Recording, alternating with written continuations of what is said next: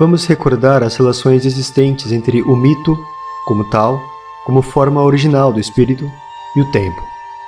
Porque, além das funções específicas que preenche nas sociedades arcaicas, o mito é importante também pelas revelações que nos fornece sobre a estrutura do tempo.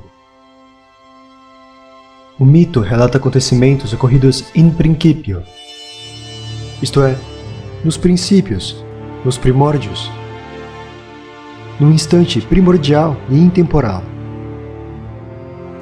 num lapso de tempo sagrado. Este tempo mítico ou sagrado é qualitativamente diferente do tempo profano, da duração contínua e irreversível na qual se insere a nossa existência cotidiana e dessacralizada.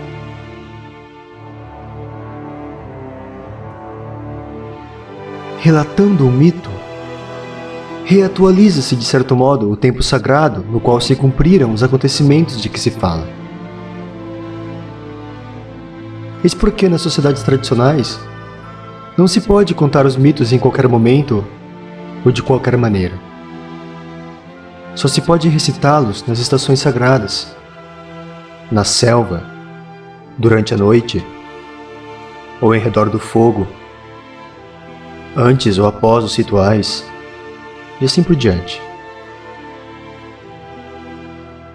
Em resumo, supõe-se que os acontecimentos narrados no mito ocorreram em um tempo intemporal, se nos permitem a expressão, num instante sem duração, tal como certos místicos e filósofos veem a eternidade. Isto é importante, pois segue-se disto que a recitação dos mitos não é desprovida de consequências para quem os recita nem para quem os escuta. Pelo simples fato da narração de um mito, o tempo profano é, ao menos simbolicamente, abolido. Narrador e auditório são projetados num tempo sagrado e mítico.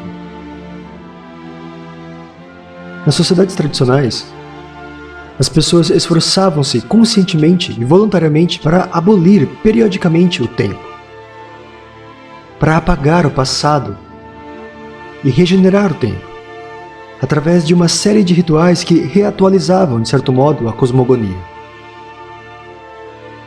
O mito arranca o homem do seu tempo próprio, do seu tempo individual, cronológico, histórico, e o projeta no grande tempo, num instante paradoxal que não pode ser medido porque não é constituído por uma duração.